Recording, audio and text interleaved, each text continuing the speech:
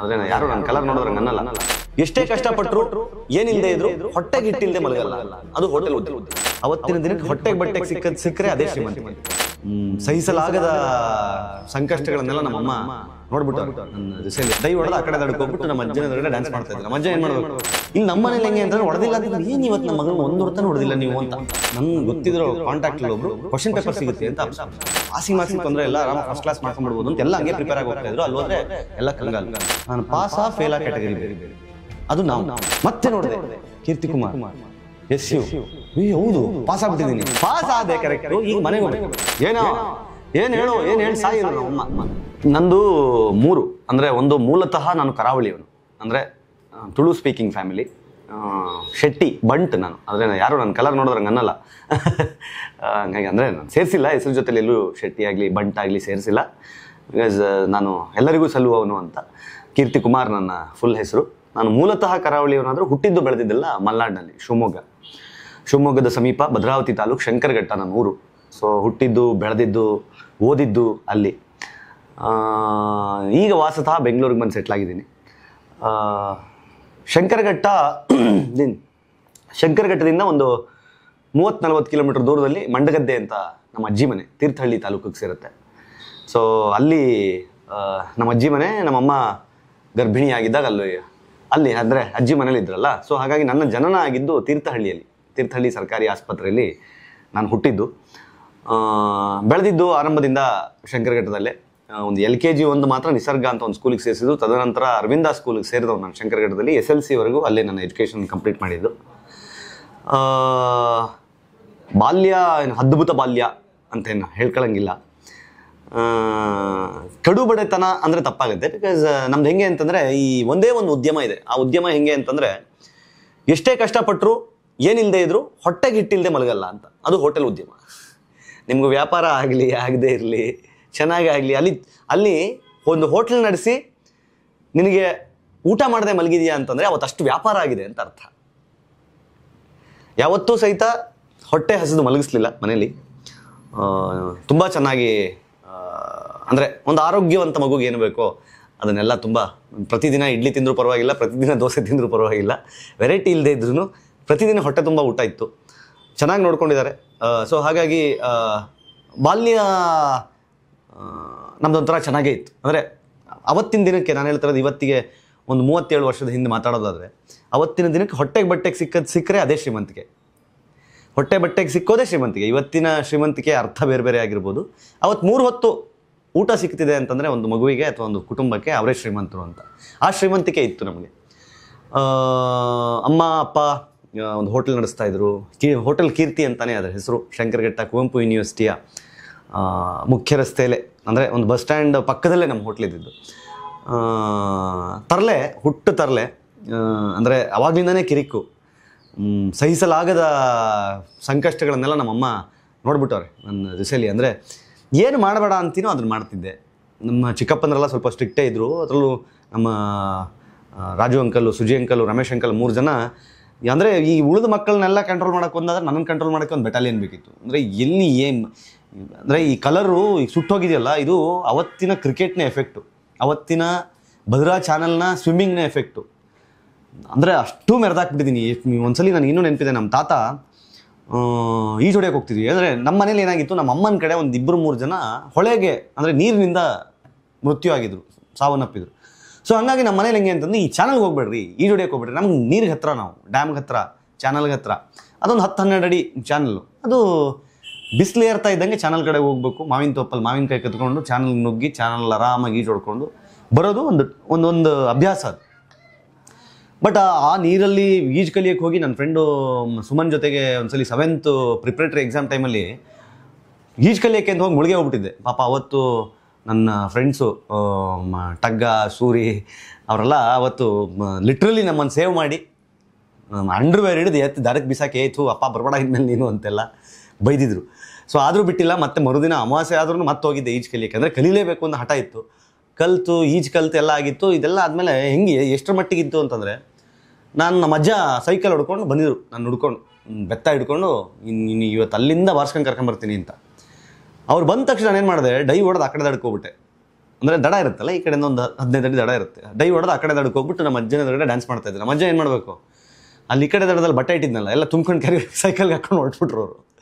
So ಹಾಗೆ ಅವತ್ತು ರಾತ್ರಿ ಹಂಗೆ ಹೋದವನು ರಾತ್ರಿ 8:30 9 ಗಂಟೆಗೆ ಲಿಟ್ರಲಿ ನನ್ನ ಕ್ಲಾಸ್ಮೇಟ್ಸ್ಗಳ ಮನೆ ಹಿತ್ತಲನ್ನೆಲ್ಲ ದಾಟ್ಕೊಂಡು ಅಂಡರ್ವೇರಲ್ಲಿ ಬಂದು ಮನೆ ಸೇರಿದ್ದೆ ನಾನು. ಅಂದರೆ ಬುದ್ಧಿ ಕಲಿಸ್ಬೇಕು ಅಂದ್ರೆ ಆ ಹಂತಕ್ಕೆ ನಮ್ಮಮ್ಮ ನನಗೆ ಯಾವ ರೇಂಜಲ್ಲಿ ಹೊಡಿತಿದ್ರು ಅಂತಂದರೆ, ಒಂದು ಸೌಟ್ ಮುರಿದೇ ಹೋಗಿತ್ತು. ನಮ್ಮಮ್ಮ ಇವತ್ತು ಇಟ್ಟಿಯಾರ ಸೌಟ್ನ, ಆ ಸೌಟ್ ಹಂಗೆ ಇದೆ ಇವತ್ತಿಗೂ, ಮುರಿದೋಗಿದೆ, ಕಟ್ಟಾಗಿದೆ. ವಾಡೋದು ನಮ್ಮಮ್ಮಂಗೆ ಸಾಕಾಗಿ ನಮ್ಮಮ್ಮನೇ ಹೇಳ್ತಾ ಇದ್ರು, ಥೂ ಇವ್ನು ಎಂಥ ಮಗನ ಎತ್ಬಿಟ್ನಪ್ಪ, ಇದು ಎಮ್ಮೆ ಎತ್ತಂಗೆ ಆಗ್ಬಿಟ್ಟೈತೆ ನನಗೆ ಅಂತ. ಅಷ್ಟು ತರಲೆ. ಸ್ಕೂಲಲ್ಲೂ ಅಷ್ಟೇ, ಸ್ಕೂಲಲ್ಲಿ ನಂತರ ಸ್ಟ್ರೆಸ್ ಬಸ್ಟ್ರು. ನಮ್ಮ ಸ್ಕೂಲು ಕಾನ್ವೆಂಟ್ಗೆ 100 ರೂಪಾಯಿನ 150 ರೂಪಾಯಿನ ತಿಂಗಳ ಫೀಸು. ಪಾಪ ಅದಕ್ಕೂ ಭಾಳ ಕಷ್ಟಪಟ್ಟಿದ್ದೆ. ಎಷ್ಟೋ ಸಲ ಫೀಸ್ ಕಟ್ಟಿಲ್ಲ ಅಂತ ಹೇಳಿ ಓರಲ್ ಕೊಡಲ್ಲ, ಎಕ್ಸಾಮ್ ಕೊಡಲ್ಲ, ಹೋಗಿ ಮನೆ ಅಪ್ಪ ಅಮ್ಮನ ಕರ್ಕೊಂಬ ಅಂತ ಕರ್ಕೊಂಬಂದಿದ್ದು ಸೀನೂ ಇದೆ. ನಮ್ಮ ಸ್ಕೂಲಲ್ಲೂ ಹೆಂಗೆ ಅಂತಂದರೆ ಸ್ಟ್ರೆಸ್ ಬಸ್ಟರ್ ಆಗ್ಬಿಟ್ಟಿದ್ದೆ ನಾನು. ಎಲ್ಲ ಅಫಿಷಿಯಲ್ಸ್ ಮಕ್ಕಳು, KPC ಎಂಪ್ಲಾಯೀಸು, ಯೂನಿವರ್ಸಿಟಿ ಎಂಪ್ಲಾಯೀಸ್ ಮಕ್ಕಳು, ಆಮೇಲೆ ಅಲ್ಲಿ PWD ಕ್ವಾರ್ಟರ್ಸ್ ಎಂಪ್ಲಾಯೀಸ್ ಮಕ್ಕಳು, ಅವ್ರ ಮಕ್ಕಳೆಲ್ಲ ಬರ್ತಿದ್ದ ಶಾಲೆಯಲ್ಲಿ ನಾನೊಬ್ಬ. ನನ್ನನ್ನು ಕಂಟ್ರೋಲಿಗೆ ತಗೊಳಕ್ಕೆ ಆ ಸ್ಕೂಲಲ್ಲಿ ಬಲಿಯ ಕಷ್ಟ. ಇವರೆಲ್ಲ ಎಷ್ಟು ನೀಟಾಗಿ ಐರನ್ ಬಟ್ಟೆ ಹಾಕ್ಕೊಂಡು, ನೀಟಾಗಿ ಪೌಡ್ರ್ ಹಚ್ಕೊಂಡು, ತಲೆ ಬಾಚ್ಕೊಂಡು, ಕ್ರಾಪ್ ಹಾಕ್ಕೊಂಡು ಬಂದರೆ ನಂದೇ ಒಂದು ಅವತಾರ. ಪಾಪ ನಮ್ಮಮ್ಮ ನೀಟಾಗಿ ರೆಡಿ ಮಾಡೇ ಕಳಿಸಿರೋರು. ಆ ಸ್ಕೂಲಿಗೆ ಬರೋಷ್ಟರೊಳಗೆ ನನ್ನ ಅವತಾರಗಳೇ ಬೇರೆ. ಅಲ್ಲೆಲ್ಲೋ ಒಂದು ದಿಕ್ಕು, ಇಲ್ಲೆಲ್ಲೋ ಒಂದು ದಿಕ್ಕು. ಅಯ್ಯೋ ನನ್ನ ಹಾವಳಿ ಅಂದರೆ ಸ್ಕೂಲಲ್ಲಿ ನಮ್ಮ ಜಯಮ್ಮ ಮಿಸ್ ಕರೆದ್ರು ನನಗೆ ಚೇಂಬರಲ್ಲಿ ಅಂತಂದರೆ, ಓ ಇವತ್ತು ಪುಡಿ ಆಯಿತು ಒಂದು ಒಣ್ಣೆ ಅಂತ. ಅಂದರೆ ಆ ಥರ ಸ್ಟ್ರೆಸ್ ಬಸ್ಟ್ರು ನಾನು.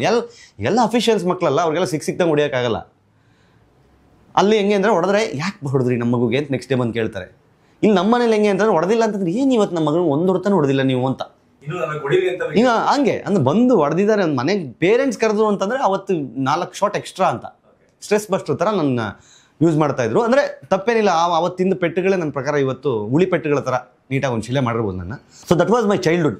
ಸೊ ಅಲ್ಲಿಂದ SLC ತನಕ ಕಷ್ಟಪಟ್ಕೊಂಡು ಬಂದೆ. SLCದು ಹೇಳಬೇಕು. SLCಲಿ ಹೆಂಗೆ ಅಂತಂದರೆ, ಸೊ ನಾನೊಂದು ಆ್ಯಾವ್ರೇಜ್ ಸ್ಟೂಡೆಂಟ್. ಅಂದರೆ ಏನು 625ಕ್ಕೆ 500 550 ತೆಗಿಯೋ ಸ್ಟೂಡೆಂಟ್ ಏನಲ್ಲ, ಬಟ್ ಒಂದು 350 400 450ಕ್ಕೆಲ್ಲ ಮೋಸ ಇಲ್ದಿರೋ ಸ್ಟೂಡೆಂಟ್ ನಾನು. ನಮ್ಮ ಎಕ್ಸಾಮ್ ಟೈಮ್ 2000 ಬ್ಯಾಚ್ ಅನ್ಸುತ್ತೆ ನಮ್ಮದು SLC ಫಸ್ಟ್ ಬ್ಯಾಚು. ಆ ಬ್ಯಾಚಲ್ಲಿ ಏನಾಗೋಯ್ತು, first batch of our school ನಾವು. ಆ ಬ್ಯಾಚಲ್ಲಿ ನಾವು 29 ಜನ 30 ಜನ ಇದ್ವಿ ಕ್ಲಾಸಲ್ಲಿ. ಸೊ ಹೆಂಗೆ ಅಂತಂದರೆ ನಮ್ಮ ಹೆಡ್ ಮೇಡಮ್ಗಾಗಲಿ ಅಥವಾ ನಮ್ಮ ಮಹೇಶ್ವರಪ್ಪ ಮೇಸ್ಟ್ರಿಗಾಗಲಿ 100% ರಿಸಲ್ಟ್ ಬಂದ್ಬಿಡ್ಬೇಕು ಈ ಸಲ ಅಂತ, 100% ರಿಸಲ್ಟ್ ಬರಬೇಕು ಅಂತ. ಸರಿ ಎಲ್ಲ ಪ್ರಯತ್ನಗಳು ಮಾಡ್ತಿದ್ರು. ನನಗೆ ಆ ಗ್ಯಾಪಲ್ಲಿ ಯಾರೋ ನನ್ಗೆ ಗೊತ್ತಿದ್ರು ಕಾಂಟ್ಯಾಕ್ಟಲ್ಲಿ ಒಬ್ಬರು ಕ್ವಶನ್ ಪೇಪರ್ ಸಿಗುತ್ತೆ ಅಂತ ಹಾಪ್ಸ್ಬಿಟ್ರು. ನಾವು ಅದಕ್ಕೆ ಆಸೆಗೆ ಬಿದ್ದು ಅಲ್ಲಿ ಇಲ್ಲಿ ಕದ್ದು ಮಾಡಿ ಏನೇನೋ ಮಾಡಿ ಕ್ವಶನ್ ಪೇಪರು ಅಂತ ಅಂದ್ಬಿಟ್ಟು ಅದಕ್ಕೆಲ್ಲ 500 1000 ರೂಪಾಯಿ ಎಲ್ಲೆಲ್ಲೋ ಹೊಂಚಿ ತೊಗೊಂಡು ಕ್ವಶನ್ ಪೇಪರ್ ತರೋದು ಅಂತ. ನಮ್ಮ ಅದೃಷ್ಟಕ್ಕೆ ಒಂದು ಕ್ವಶನ್ ಪೇಪರ್ ಏನೋ ಪಾಸ್ ಆಯ್ತು ಅಷ್ಟೇ. ಅಂದರೆ ಆಲ್ಮೋಸ್ಟ್ ಅಲ್ಲಿ ಹತ್ರದ ಅವ್ರು ಯಾರೋ ಬೇಕಂತಾನೆ ಡಮ್ಮಿ ರೆಡಿ ಮಾಡ್ಬಿಟ್ಟು ಕೊಟ್ಟಿದ್ರು. ಅವ್ರ ಅದೃಷ್ಟಕ್ಕೆ ಅವ್ರು ಕೊಟ್ಟಿದ್ದ ಕ್ವಶನ್ಸಲ್ಲಿ ಹತ್ರ ಒಂದು 20-25 ಕ್ವಶನ್ಸ್ ಬಂದುಬಿಟ್ಟಿತ್ತು. Second, third, fourth, fifth, sixth ಯಾವ ಪೇಪರು ಅನ್ಕೊಂಡಂಗೆ ಬಂದಿಲ್ಲ. ಸೊ ಹಂಗಾಗಿ ಎಲ್ಲ ಏನು ಅನ್ಕೊಂಡ್ಬಿಟ್ಟಿದ್ರು, ಫಸ್ಟ್ ಪೇಪರ್ ಒಂದು ಆಲ್ಮೋಸ್ಟ್ ಪಾಸ್ ಆಗಿದ್ದಕ್ಕೆ ಪಾಸಿಂಗ್ ಮಾರ್ಕ್ಸಿಗೆ ತೊಂದರೆ ಇಲ್ಲ, ಆರಾಮ ಫಸ್ಟ್ ಕ್ಲಾಸ್ ಮಾಡ್ಕೊಂಡ್ಬಿಡ್ಬೋದು ಅಂತ ಎಲ್ಲ ಹಂಗೆ ಪ್ರಿಪೇರ್ ಆಗಿ ಹೋಗ್ತಾಯಿದ್ರು. ಅಲ್ಲಿ ಹೋದರೆ ಎಲ್ಲ ಕಂಗಾಲು, ಇದಾಗ್ಬೋದು ಅಂತಂದರೆ ಯಾವುದೂ ಆಗಲಿಲ್ಲ.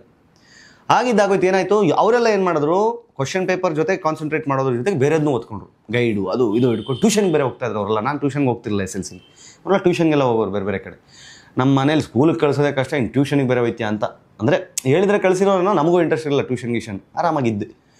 ಯಾಕೆ ಬೇಕು, ಮತ್ತು ಅದೊಂದು 2 ಅವರ್ 3 ಅವರ್ ಉಳಿಯುತ್ತಲ್ಲ, ಆ ಟೈಮಲ್ಲಿ ಕ್ರಿಕೆಟ್ ಆಡ್ಕೋಬೋದು, ಈಜುಡಿಯೋಕೆ ಹೋಗ್ಬೋದು ಅಂತ ನಮ್ಮ ಲೆಕ್ಕಾಚಾರ. ಸೊ ಹೀಗಿದ್ದ ಟೈಮ್ನಲ್ಲಿ SLCಲಿ ಆಯಿತು, ಪರೀಕ್ಷೆ ಎಲ್ಲ ಬರೆದಾಯಿತು. ರಿಸಲ್ಟ್ ಡೇಗೆ ಅವಾಗ ಇವಾಗಿನ ಥರ SMS ಬರುತ್ತೆ, ಇಂಟರ್ನೆಟಲ್ಲಿ ಬರುತ್ತೆ ಎಲ್ಲ ಇಲ್ಲ. ಸ್ಕೂಲ್ಗೆ ಹೋಗಿ ನೋಟಿಸ್ ಬೋರ್ಡಲ್ಲೇ ನೋಡಬೇಕು.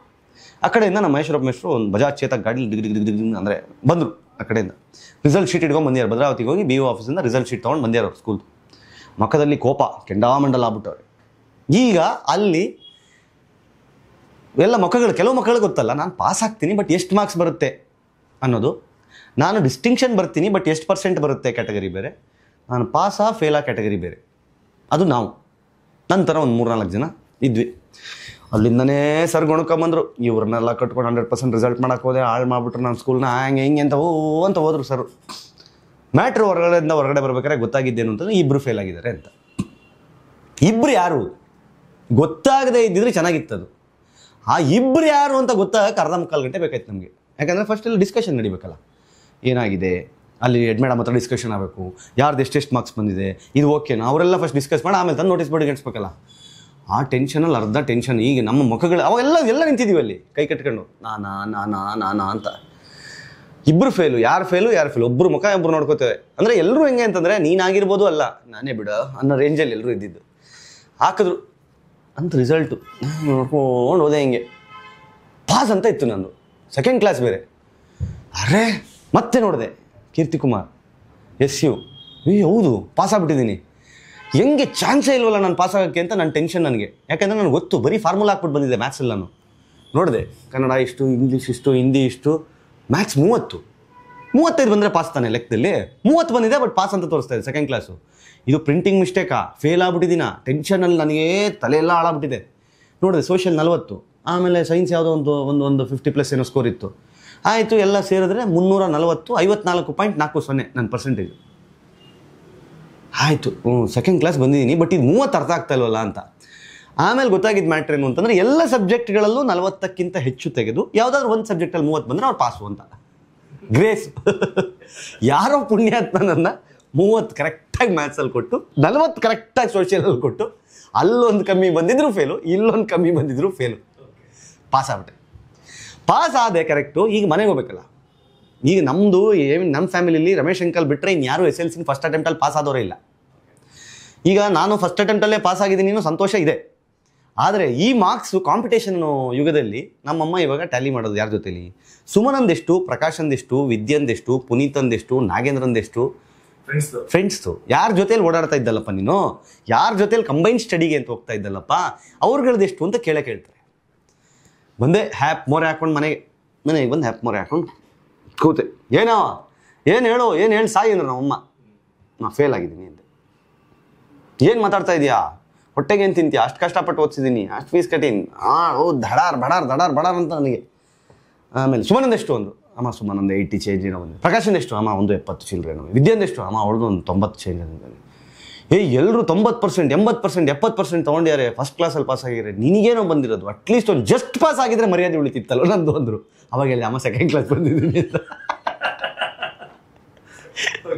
ನಮ್ಮಮ್ಮಂಗೆ ಇವಾಗ ಸೆಕೆಂಡ್ ಕ್ಲಾಸ್ ಬಂದಿರೋದಕ್ಕೆ ಅವ್ರನ್ನ ಕಂಪೇರ್ ಮಾಡಿ ಬೈಯಂಗಿಲ್ಲ, ಪಾಸ್ ಆಗ್ಬಿಟ್ಟಿದ್ದೀನಲ್ಲ. ನಮ್ಮಮ್ಮನ ಬಾಯಲ್ಲಿ ಬಂದ್ಬಿಡ್ತಲ್ಲ, ನಮ್ಮಮ್ಮನ ಬಾಯಲ್ಲಿ ಜಸ್ಟ್ ಪಾಸ್ ಆಗಿದ್ರೆ ಸಾಕಿತ್ತು ನೀನು ಅಂತ ಪಾಸ್ ಆಗ್ಬಿಟ್ಟಿದೆ. ಅದು ಸೆಕೆಂಡ್ ಕ್ಲಾಸ್ ಬಂದ್ಬಿಟ್ಟಿದ್ದೀನಿ. ಸೊ ಅಲ್ಲಿಗೆ ನಮ್ಮಮ್ಮಗೆ ಏನು ಮಾತಾಡೋಕ್ಕಾಗಿಲ್ಲ. ಸರಿ ಬಿಡು ಆಯ್ತು, ಇನ್ನೇನು ಪಾಸ್ ಆಗಿದೆಯಲ್ಲ ಆಯಿತು ಅಂದ್ಬಿಟ್ಟು ಮನೇಲೆ ಪಾಪ ಜಾಮೂನೇನೋ ಮಾಡಿ ಕೊಟ್ಟರು. ನನ್ನ ಮಗ ಫಸ್ಟ್ ಅಟೆಂಪ್ಟಲ್ಲಿ ಪಾಸ್ ಆಗಿದ್ದಾನೆ ಅಂತ. ಅಲ್ಲಿಗೆ ನನ್ನ ಶಂಕರಘಟ್ಟದ ಸ್ಕೂಲ್ ಜರ್ನಿ ಅಲ್ಲಿಗೆ ಮುಗೀತು.